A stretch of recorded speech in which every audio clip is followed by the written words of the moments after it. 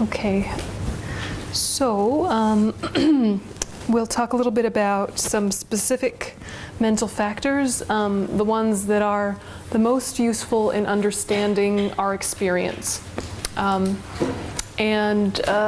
Just see how you go with these ideas. Some of it you have some experiential knowledge of already, you just haven't mentally dissected it before. Some of you have heard these teachings before, so if you have interesting additions, please add. Old students, add fun facts.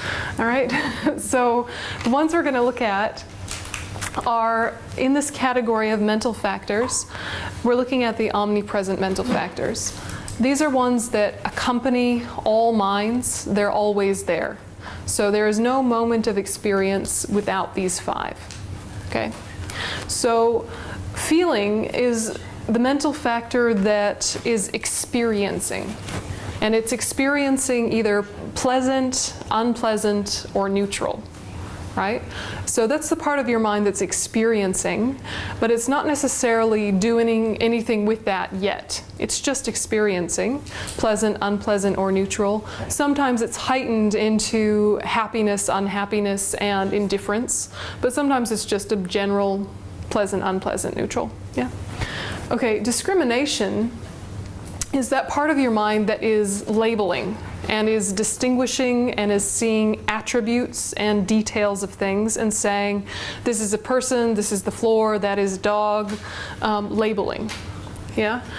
And recognition is a different translation used for the same word, and that it's a helpful other way to look at it. Basically, you recognize things for what they are in a general way. Attention or mental engagement and intention sound quite similar. Intention here, this is basically what creates karma, okay? And this is the part of your mind that moves towards things. It directs your focus. Attention is the part of your mind that engages or holds. So, you might move your mind towards this area and then decide, cup of water coming here,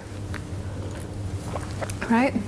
And then contact is the basis for feeling. And contact is probably the most difficult to understand at first, but it's actually not too hard. What happens with contact is you've got an external thing or an internal event, and then you have what's called a sense power, which is very subtle form. And then you have the primary sense consciousness or the primary mental consciousness. And these three coming together is what triggers feeling or is the support for feeling. So it's upon these three coming together that you have feeling. This is the conditions that help karma ripen. Karma ripening, your experience of karma ripening, is experienced mainly through feeling. So what you're feeling is coming from this coming together of the three ripening past positive, negative, or neutral seeds. What you do with it is what creates the future. Okay? So you feel one way, but you could choose to do any number of things with that, right? So this contact, let's take something very basic to help understand. The basis for experience of taste, for example, is you have the object, delicious candy, right? You have tongue primary consciousness, which is non-material, non-physical, but it is operating through the tongue organ, right? This thing. But the tongue sense power is actually a very subtle form that activates or uses the organ, and it's not the organ itself. Okay? So you have a sense power even if your faculty doesn't work. So a blind person has eye sense power. It's just not able to function because the eyeball doesn't work, right? It still lives there, but it's kind of like sleeping. It's dormant. It's like the nervous system? Similar, but it's even more subtle form than that. But yeah, it's a bit like that. So the coming together of these three is contact, and that's the basis or the support for feeling. So when we start to understand karma ripening, it's helpful to know why we experience what we experience. We have associations and we have labels and we have all these things happening, but the way we feel is actually not because of what's happening. It's because of what happened. Yeah, but what we do with what's happening is what creates the future. So you just have to keep living in this place of the reason I'm uncomfortable or the reason that I'm happy is not only because of this moment and these people and these conditions. That is the thing that triggered or was a condition for this old seed to ripen. So if we go back to the simple natural analogy, karma is like the apple seed, which has the potential for a whole tree, but it's just hanging out there, not doing anything until it meets with conditions. Yeah, it needs water and it needs sunlight and it needs other things for that to actually germinate and sprout into a tree. So our karma is like that. We have many, many seeds just hanging out, not doing anything in particular. They're doing a few things on a subtle level, but they're just hanging out, waiting to sprout. Hanging out, waiting to sprout. That's what's going on with us. And when we meet with conditions, then they ripen as unpleasant, pleasant, or neutral, or they ripen as happiness, unhappiness, or suffering. And we're assuming the conditions were why we have the experience. We think it was the sunlight and the earth and the water that gave us the tree. Right? That's what we're thinking. We think those things gave us the tree when in fact the seed was the main thing. If there was no seed, right? And obviously Nissan, right? Obviously Nissan making it beautiful. Like the consciousness, nobody sees it. I know, right? Poor gardeners. So when we look at our current experience, we have to shift this idea of why we experience, because we really do assume the conditions are the thing. But no one is saying the conditions have no impact. No one's saying you can have a tree without sun. We're just saying the sun is not the main thing. The main thing, the substantial cause, is the seed. Yeah? Is that making sense so far? So when we look at these omnipresent mental factors, it looks like a sequence, right? But they're actually happening all at the same time, but they're bouncing off of other moments of other ones. So you are always having a feeling, a discrimination, an attention, intention, and contact. You're always having these five, but these are all changing and moving all the time and reacting off of different stimuli. So then where is the work? Where's the work to actually shift and have more happy experiences and more kindness and more beneficial impact in the world? There's a few things that we can influence a little bit, gently. Our current feelings, we really can't do much about this moment of feeling. We can do something about what we do with it, but not that it's happening. Yeah, we can influence the future, but this present moment of feeling, there's not a lot we can do. What we can do is change the way we label it or what we do with it. Okay? So what you want to do, for example, say a difficult person in your life is a condition for suffering, right? They are not suffering. They did not give you suffering, but they're a condition for a seed of suffering to ripen in your continuum. And now you have an unpleasant feeling. Because you've just seen them. All you've done is see them, but now you're uncomfortable, right? You know when this happens? And it feels like they gave you that feeling, right? Just by their presence, right? And what you want to do is say, okay, I feel unpleasant. I'm not going to pretend that this unpleasant feeling isn't occurring. I'm just going to change my view about why. I think he gave it to me, when in fact it's my label and association about him. So I've labeled bad person or irritating person, and that label is part of the conditions that ripened a negative karma, and now I'm suffering. So what I'm going to do is say, okay, this is the ripening of past negative karma, and they have been a lovely condition, thank you so much, but I'm not going to blame them for my experience. Yeah? And I'm going to ride out this wave of discomfort and try not to blame them the whole time of this discomfort. The whole duration, however long it lasts, whether it's 5 minutes or 5 hours of discomfort, this whole time I'm going to check that my labels aren't turning into blaming them. Yeah, I'm going to work on that. And then the karma finishes. Yeah, karma eventually finishes. It runs out of gas, it runs out of steam. And if you have stayed with that karmic ripening in a positive way, you will never experience that one again. You will experience another one of a similar type, no doubt, right? But that one, it's done. Done, right? And what's more, you've created now positive seeds that will ripen as happiness. Yeah, so you've done two things, yeah, because many things are happening simultaneously. So you've exhausted one and you've created another. The one you've exhausted will never come back and bite you, and the one you've created will ripen as happiness. Okay, yes? Can you give an example? How would you deal, for example, with mourning? Mourning. Which is related to an external Yeah. Environment. Yeah, mourning is a good one. Or grief. Yeah, grief. So we're not pretending that the event had no impact, but we're also looking at the fact that my particular experience of it is very much based on my past associations of what is important and what it all means and what I should do with it. So if you can look very broadly at the world and how different people experience grief, that can start giving you a little bit of objectivity. Okay, so if you think about some Latin American cultures, some, right, they get very, very emotional about like a death or something, right? And there's a lot of obvious external emotion. There's a lot of crying, there's a lot of like yelling and crying, right? North Africans.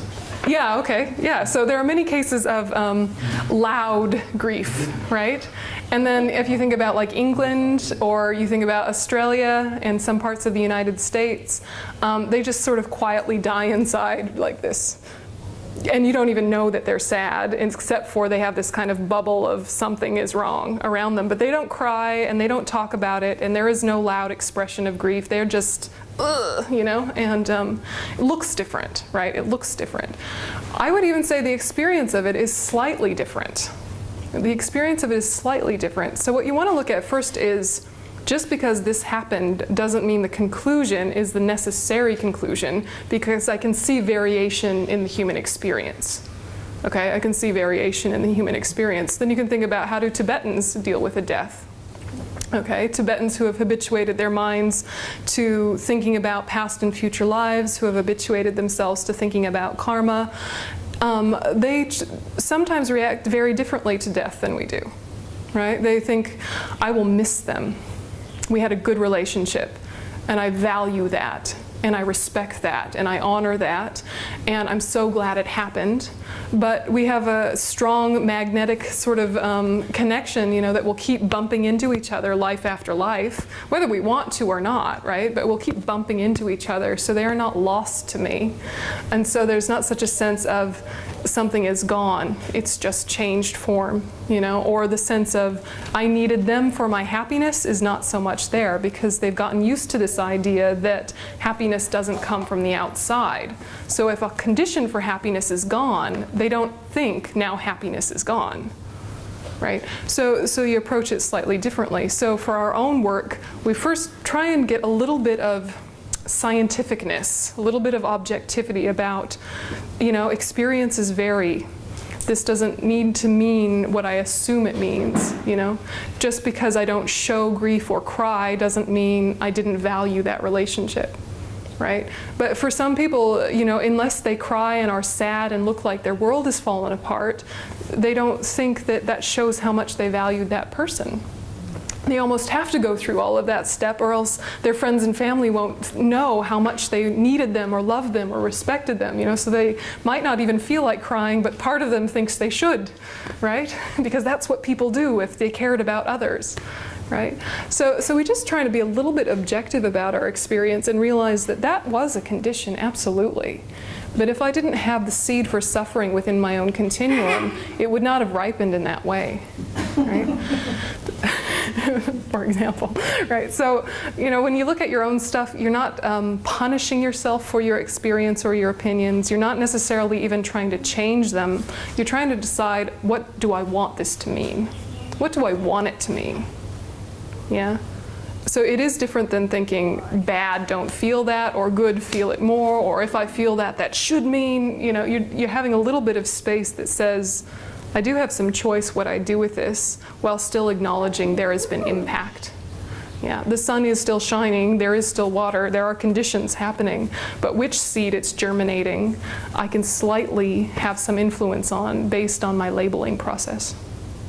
What helps me with those conditions is the altruistic intention that I'm taking, okay, I'm suffering, I'm not the only one who suffers the same suffering, so may I take all the suffering of others on myself, and then it makes me stronger. It's strange, even if it's only virtual, I'm not doing anything really special, I'm suffering as I suffered before, but I take the other suffering, so I'm feeling more strong, and then I say, okay, if I can get stronger, I can help others to get stronger next time when I meet them. Yeah. It's strange, I do nothing, but it's only mind thinking, but it makes a big change in my atmosphere towards those things. Yeah, absolutely. It's just that the reframing process has to feel genuine. You know, you can't lie to yourself. Yeah. So, yeah. It's very much analytical, because if somebody is so sad, Yeah. he has to feel this. Yeah, and you know, part of what we're doing is reconditioning our responses. So, you know, in the beginning, you will react the way everyone always reacts that came from your culture and your background, and that will be your normal response, and that's no problem. It's just looking at there is more choice than there seemed in the beginning. And so on quiet, non-grief moments, on easy days, you're reflecting on the changeability of your mind, of the fact that there are choices involved, and you're slowly changing what you decide these things mean to you. So then when the next one comes, you're reacting slightly differently. You know, I was thinking about this the other day because I've just lost like 3 or 4 people quite recently that were very close to me, and I just love them so much and I valued them so much, and their death just triggered a series of happy memories of how glad I was to have known them. You know, and I was so happy to revisit those places of all the things I learned from them. And I know that, you know, 5 years ago, 10 years ago, 15 years ago, 20 years ago, a death meant something very different to me. And I've almost felt like I owed it to them to be depressed about it. Yeah, I owed it to them to be depressed. You know, that was the way I used to think. And, you know, slowly, I've rewired. And I'm still sad, right? But I'm not devastated. You know, it's different. There's still a sense of loss, but stronger is the sense of being so grateful to have known them and so happy that we met. You know, and so the dominant experience is not uncomfortable. There's just a little edge of melancholy and, you know, a bit of like, oh, you know, it's too bad that they're gone, but I'm so happy we met, you know. So, you know, it's not like you can do it in the moment. A lot of this work depends on work you've been doing when you're not in crisis. Because if you try to start a new skill in the middle of a crisis, it's really hard. But your impetus to want to develop a new skill often comes from crisis. That's what's tricky. You think, I'm having a crisis, I need new skills, therefore let's learn some, you know. So that crisis can be the great change that helps you explore things. But you have to know at some point, it's the quiet moments where a lot of the work gets done. Yeah, and then the next difficult thing hits you and you cope with it very differently than you used to. Yeah, but unless you're doing work in between times, you will continue to react the same way, you know. Yeah. Well, we talk here a lot about the external, and you gave an example that, for example, I see somebody and only by his presence I feel bad, okay? So I read somewhere, I don't remember where, but it's also true for me that the most difficult person in my life and the one which gives the most, מבקר gives critics, is myself. Yeah. This is like the hardest thing. You are your worst enemy. Yes. Well, and it is. It's such a good sign that you know that. It's a very good sign that you know that. I was starting on a more coarse level, just in case not everyone's there yet, right? But you know, we're all there yet. That your worst enemy is yourself. Yeah. Okay. Excellent. We'll go straight to the big stuff. Yeah. So never mind your difficult coworkers. You know better. You know they're not the cause of your suffering. Okay. They trigger you, but you know how to work on it. Now we go straight to the yes, this is excellent. So yes, something? You gave the candy example when you started this session, and you mentioned something called force consciousness. Power. Yeah. Sense Sense power. power. Sense power. Sense power. What is the difference between sense power and, Sense for consciousness. example, in that case, tongue primary consciousness? Tongue sense power and tongue primary consciousness is completely immaterial and completely clear knowing awareness. Tongue sense power has very, very subtle form. And you know the 6 sources in the 12 links of dependent arising, those 6 sources are sense powers. They're not sense consciousnesses. So it's, you know, when the 12 links come, ask again. Ask again. But I just wanted to introduce the concept so you know there's more to the story than just the object and the mind. There's something in between the object and the mind that is part of the whole thing. And it's very subtle form. It's not the organ itself. So yeah, it's you're not alone in your confusion about sense powers, I'm sure.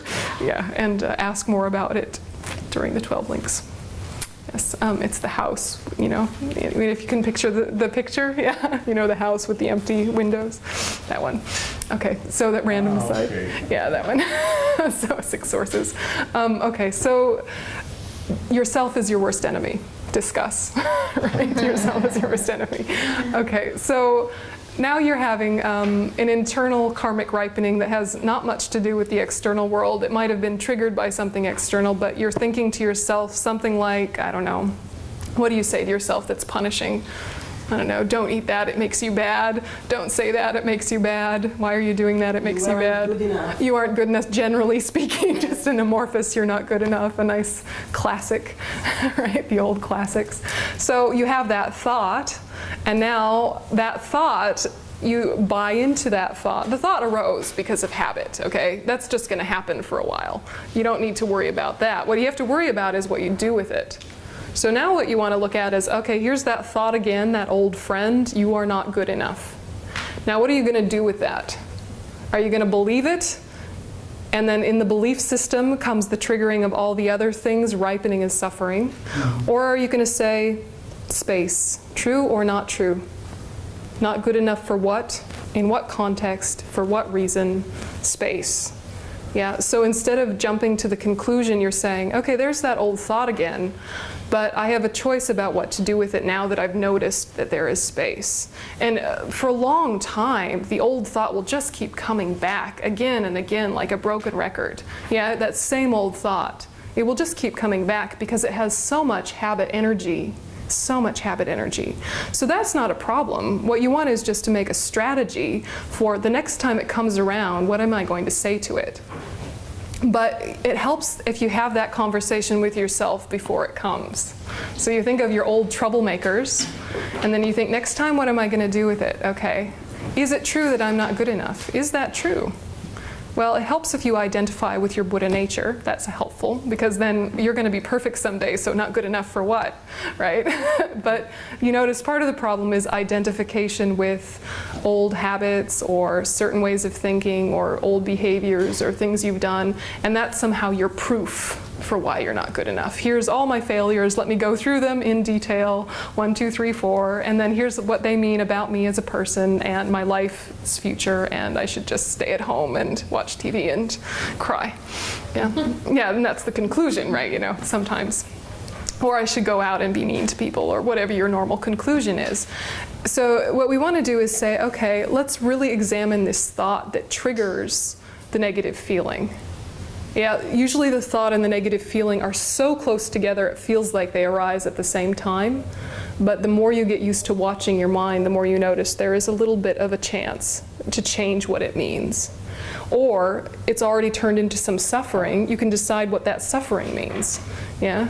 Or it's turned into horrible pain and suffering and now you're completely in a bog. You can still, there's still a chance. Yeah, there's still a chance. You never lose the chance for transformation. It just gets a little bit trickier, you know, the further along it goes. So if you can catch it when it's just a thought, it's easier to kill it. Yeah. So you do some back work and you think, okay, the reason I think that is, are any of those things actually me? Are any of those things who I am in this moment? Or are they just things that happened? And they're things that happened why? Why did those things happen? And I doubt you can find anything that you've ever said or done that you did all by yourself, unrelated to other things. Yeah. For example, your conditioning. For example, your parents. For example, the weather that day. For example, what you ate just before. For example, how well you had slept, etc., etc. You know, all of your bad decisions in your life were a coming together of many, many things. And if only a few conditions had been different, you would have made a different choice, right? You know, so you sit with that, like, it made sense at the time, right? It made sense at the time. Doesn't mean I'm bad, it means it made sense at the time. If it doesn't make sense anymore, that means I probably won't do it again. So I'm not that person now. Let her go, right? Let her go, right? So you just have to be very logical with yourself. Logic with gentleness, you know, that does take ownership of when you've made a bad decision, that does take ownership and responsibility when you've made a mistake. But it's different than saying blame, and it's different than saying, this is me. That's different, yeah? So, you know, you said the wrong thing to your friend and hurt their feelings. Well, how did that happen? There was something within them that meant feeling words of that type would hurt. If you'd said it to a different friend, it would have affected them differently, you know. So was it you or them? Well, it was a coming together, you know. So you just have to explore these things and talk to your inner critic with your logic mind. You know, instead of saying, stop it, shut up, you're not helping, or to say, oh, I believe you, now I'm sad. Those are our two options usually, right? Shut up, or tell me more, right? Now we want to say, let's have a conversation with my logic and my neuroses. Let's talk. Yeah, let's talk with space. Yeah, and it's the repetitive conversation that means you'll have less of this coming. Yeah, so anyway, I'm sure you're not alone. You're at least not alone because I'm right there with you, right? But, you know, it's the conversation that you tell yourself is important to have. What's tricky is that when everything is kind of okay and you're feeling kind of fine, then we stop working when that's like the ideal time for work. Right? It's so tricky because we're so relieved. Oh, phew, nothing's going wrong right now. I can just, you know? And that is the time when you have the opportunity to dig deeper into some of the more hardwired issues. Yeah. So you just go back in your memory, what needs some work? Yeah. When in doubt, find something about your parents. Right. You know, laundry list of mistakes. Yeah. It's interesting. So knowing about this is helpful, right? Because you really are going, okay, who is driving right now? Yeah, and what would I rather drive? Yeah, so right now, feeling is usually the driver of the rest of our choices. Yeah, do you agree? Usually feeling? Sometimes you're labeling, but... Feeling comes from thought. I mean, first of all comes the thought. I mean, I'm good, I'm not good, I'm that and that and that. Well, I think you're talking about emotion. I think you're talking about emotion. Feeling is just experience. Yeah, pleasant, unpleasant, neutral. I mean, really first or second doesn't really play here because they're all happening all the time. And one is reacting after the other. So it's not like you want to find the beginning. So you don't need to actually find the beginning, right?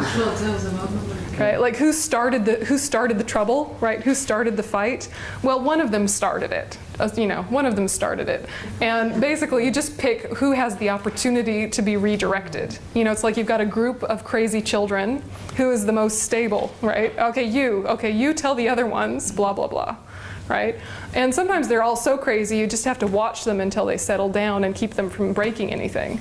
Right? So sometimes our emotions and our responses are so chaotic and so stirred up, you can't insert any kind of influence. You just have to wait for them to run out of steam and fall asleep again.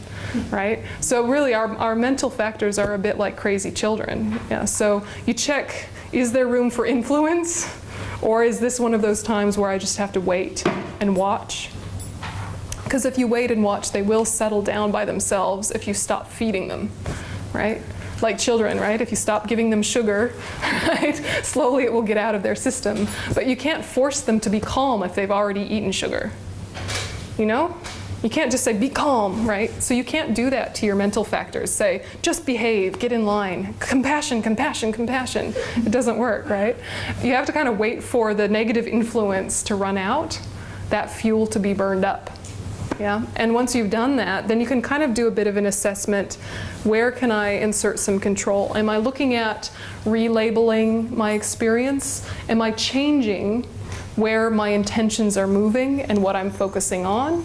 Am I trying to prevent negative feelings from arising by preventing what I come into contact with, right? Because sometimes you do just need to avoid the conditions for a while you build strength. Even though you know they're not the main thing, especially the external objects, they have an impact. So, for example, monks and nuns don't drink alcohol, not because alcohol is bad. Alcohol is not bad, right? It's just a neutral thing. But we know that the mind is already out of control. We don't want to make it worse, right? So, this is the reason, right? This is the reason. But there are plenty of people who can drink alcohol responsibly, right? And it's no problem and doesn't cause any trouble. But you know that the nature of this substance is to distort the clarity of the mind. So that's why we refrain from it, not because it's the object's fault. Right? It's not the object's fault, it's what we do with it. So similarly, if there are certain people that you cannot handle seeing without flying into a rage, for a while you need to avoid them while you gather your strength. If there are some people you're so attached to that as soon as you see them, you're a needy mess, right? You're just like, more, tell me you love me, validation. Just seeing them, you're just like, am I pretty, right? How's my hair, right? Obviously I do that one a lot, how's my hair? But, right? If there are some people that when we see them, it triggers this attachment and this neediness, well, sometimes you need to give it some space while you build strength, So like if you're on a diet, similar, right? There are some foods are not good for you. If they're in the fridge, you will still eat them. So don't put them in the fridge, right? Until you're strong enough for them to live there without you eating them, So it is, sometimes you do need to look at the external world, but those are completely personal choices, right? Only you know what your capacity is, and sometimes not even you know. You have to experiment a little bit. Yeah, so sometimes when we go and retreat, even lay people restrain the external content. They don't watch TV during retreat, and they don't have their phones on, hopefully, and they're not drinking alcohol, and they're not having relationships. Not because those things are inherently good or bad, just that they're distracting. So if you can put them on hold for a bit, you can gather new skills. And then when you're back into life, you have some space for engagement in a more accurate way. Right? So there is a role for moving away from difficult circumstances, but you don't want to do it with a sense of avoidance or pushing away. It's with a sense of taking a step back to gather strength. Do you know what I mean? So when you're looking at these, at some point it is what comes first, the chicken or the egg, right? These are chicken or the egg issues, and at some point you just decide, I'm going to start working on this one. Yeah, and this is where a lot of analytical meditation comes in handy, because you're going through a new series of thoughts. It's a new series of thoughts that are slowly building new neural pathways in the brain, and then more fundamentally within the mind, new habits. And then everything falls into place, and naturally your intention moves towards more positive things, your attention holds them more accurately, and all of the things fall into place. Yeah, you're creating better karma, then you're having better experiences, etc. Well, other emotions. And the emotional attack and the dopamine. Yeah, it's tricky because in Buddhism, emotions are, it's not so clean, right? So in some sense, emotions, some sense they're sort of here, but then you have other mental factors, right? Like here you have things like, faith. Right? Faith is one. You have like non-attachment, non-hatred, all these things. The delusions are things like anger, so these we call emotions in the world, right? But so basically other mental factors are what we would label emotions in the modern world, and they are based on feeling of just pleasant, unpleasant, neutral. Part of the observation of pleasant, unpleasant, neutral is to prevent feelings from turning into negative emotions. Yeah? So if we have pleasant, very naturally comes attachment, but it doesn't have to. We could just enjoy it without it, having to be anything. if something is unpleasant, naturally we develop aversion, even anger, right? But it doesn't have to. So a lot of the observation of feeling is to prevent the transformation into negative emotions. Yes? You know, if you look at the 51, I mean, the mental factors of 51, many of them is what we will call emotions. Yeah, not all, but some. Not Yeah. all, but quite a few. Yep, it is true. And those are the main 51. That's the main 51. Just to get us a general idea, the main 51. Yeah, it's not an exhaustive list. But, you know, they're the main ones that we need to know about in terms of transformation, you know, and there are many subcategories. Well, 84,000 different delusions, right? But probably that's the main 84,000. In Lassobando's Treasury of knowledge. Yeah. It depends on which style of the teaching you're looking at.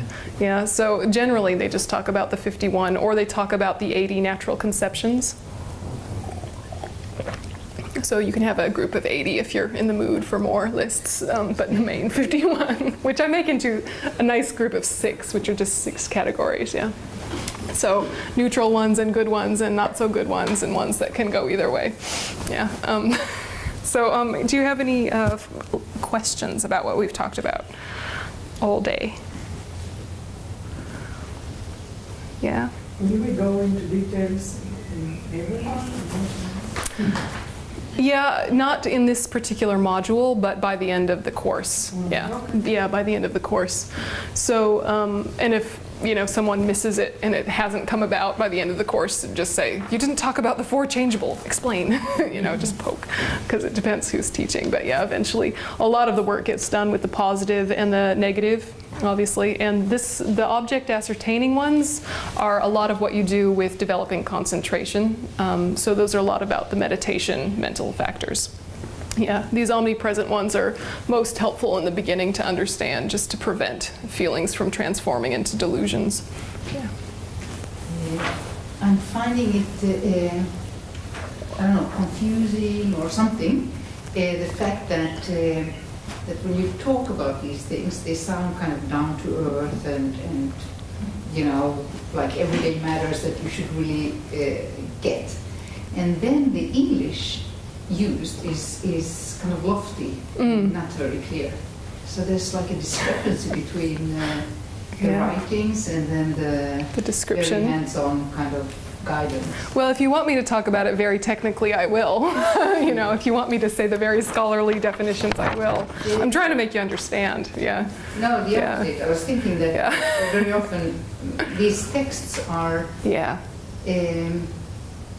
cumbersome to understand. Sure, yeah, they're very scholastic. They're very, high English or high Tibetan. Yeah, and it's frustrating. And it can be difficult in the beginning because we don't have enough patience to figure out all the words, let alone the meaning of the words, let alone the impact of the meaning of the words, right? So, you know, what I'm trying to do is to give you enough of a summary and enough of a general idea that if you come across the more technical stuff, you won't be completely aggravated. You'll say, okay, I know what that is in general. I can be patient and try and figure out the technical stuff because I know the general sense of it. The reason for the scholastic language is precision. Yeah, you need to become more and more and more precise about what's being described so that you become more and more precise about what to adopt and what to abandon. But it's a challenge all of us go through when we're reading Buddhist stuff, is that often also texts are translated by scholars who are not practitioners, right? So ideally you would have a text translated by a scholar who is also a practitioner, so you'd have that real heart connection as well as very specific language. But what winds up happening is you get people that are very into their head translating texts, and then they're just doing the scholastic version and you miss the heart. And it is exhausting. So, you know, in 50 years, it'll be more tidy in English, and then give it another 10 for Hebrew or something. You know, it depends on how much energy you give it. There's some really good translators, though, who speak Hebrew. We just have to poke them. Yeah, poke them. Yeah. It's a question about my understanding that exhausting of suffering is actually exhausting from your negative karma. But on the other hand, if you do handle your feeling and change your attitude versus your feelings, then you won't exhaust No, you will. Yeah, you will. Yeah, you don't have. What you're trying to do is operate on a few different levels, right? So on one level, you're trying to deal with what's coming up, right? Whatever's coming up, you're trying to use it the best you can. Then on the other level, you're trying to prevent suffering from coming up, because suffering often leads to afflictions and creating harm, right? So you're trying to do some preventative stuff, but you know you won't always be effective, because sometimes you'll be distracted, right? Sometimes you'll be distracted and just you'll have the conditions for negative stuff to arise. So, you know, you do preventative stuff and you do stuff for when it's ripening and uncomfortable, and then you also try to work on building positive states of mind. And building positive states of mind is what's called accumulating merit or positive mental momentum to achieve realizations. So hopefully we can kind of sort of keep a lid on our negative stuff from popping up enough to develop a lot of positive mental momentum, so that we can have realizations that just sweep out the negative karma in huge blasts. So if you have a perceptual, direct realization of emptiness, you're clearing out eons and decades and thousands and millions and zillions of years of negative karma, all in just a few meditations. You know, each meditation you're clearing and clearing and clearing. Whereas right now we're just trying to deal with them kind of one or two at a time. Yeah. So, you know, you're working on lots of levels while still knowing when your meditation is very good and you combine that with very solid wisdom and understanding, you'll be able to do hugely efficient work on your meditation cushion. And in the meantime, you just work with whatever's happening. Yeah. So eventually we'll be able to get rid of huge amounts of negative karma all at once. But right now we're just trying to purify what's coming up and exhaust what's coming up and build more positive karma. Yeah. Yeah. Practical question. At this stage of my knowledge of Buddhism, how much time, what is the minimal extent of time? Because I've been other meditation in order to achieve some result from analytical. I mean, after I read the material I received on YouTube, Yeah. for instance, I know from other traditions that they do it's at least 11 minutes. Is there in the Buddhism such a There's of time yeah. or whatever? We don't talk so much about like a minimum length of time, more that you do it every day. Every day. Every day will build better continuity and momentum. But it could be just 2 or 3 minutes every day, Okay. right? But it is much more effective to do a little bit every day than to do like 2 hours once a month, right? Yeah, so you just little bit. A really good way to start practicing is if you can bookend your day. Yeah, so in the morning you sit with your motivation very strongly, and then you work on concentration. Yeah, just watching the breath or watching the mind, whichever you prefer, or that combination where it's like 20% and then the rest. But so basically you're really focusing on motivation analytically. And then when you have some strong connection of your motivation, now you can do some placement meditation. Yeah, and that's what you do in the morning. Could be, 3 minutes, could be 10 minutes. 10 minutes is probably nice. That's a nice amount to begin with. Yeah. And then at the end of the day, some sort of analysis about where did you fall from your motivation? Yeah, where did you go off your path? And kind of not to beat yourself up, but to ask, why? I got distracted by that and it led to that. Okay, I can watch my distraction in that area. So a bit of an analysis of how did today go, and where did I stay on track and where did I fall off. And to sit with where you stayed on track as well is a bit of like rejoicing, like, wow, that guy was awful and I was so nice to them, right? Like I was going to that old habit of mind and thinking, oh no, I'm no good, blah, blah, blah. And then I caught myself and I said, oi, stop it. I shook out of it, yeah. So you have a bit of a celebration for what went well and a bit of a check-in of why you didn't. And then you might want to end with a bit of placement meditation. Yeah, just single-pointed meditation, yeah. So some sort of reflection on the day and then placement meditation. If you're, super Buddhist, do purification practice at night like Vajrasattva. But in the beginning, it's just worth starting with reflection. How did I stay on? Where did I fall off? Why? And the why can't have the reason because I'm bad. right? That's the wrong reason. Yeah, it has to be, oh, because I got distracted by that and that and that, or I have this old thought that I keep revisiting. You know, you have to keep it fresh and moving and exploratory, not punishing, okay? No punishing. So anyway, bookend the day. And if you have time in the middle of the day to insert something, that's great, especially if you can just quickly recenter yourself to be more mindful during the day. So I use a few physical activities to remind myself to be mindful. Like every time I get in the car, I just take a second, you know, and just kind of come back to my motivation, come back to myself. And then when I park and I'm about to go to do something else, I just take a second. And why am I doing this? You know, recenter myself. You know, bathroom, right? Bathroom time, right? Cup of tea time, whatever sort of basic everyday things you're already doing, to connect that with mindfulness or with a way to remind yourself to wake up. Yeah, so just little everyday things that aren't even meditations, they're just regrouping. Yeah. Okay, anything else? Yeah. On the one hand, we were talking about how the self is not anything permanent, it's just an accumulation of thoughts. But on the other hand, if we have this Buddha nature, which is constant and never changing, isn't it? I mean, couldn't we say that that is the core thing that is maybe the self that we are maybe talking about? It's sort of like, I mean, that's more useful than what we've been doing, so proceed, right? But it's more like the nature of water is to be clear, right? So the nature of the mind is clarity and that it always has Buddha potential. But the clarity of the water is still, you know, undergoing momentary movement and change, but it's always clear. You could put dirt in the water, but you know it doesn't get into the molecules. Right? So if you imagine Buddha nature kind of like that, and technically speaking, there is one tiny part of Buddha nature that is permanent, but that doesn't mean it's inherently existent. Yeah, so there is one tiny part. So if you want to read the Sublime Continuum, that will help clarify, but it's coming later anyway. But so there is one section of Buddha nature that is permanent, but it's not inherently existent. Nothing is inherently existent, but some things are permanent. So one little aspect of it.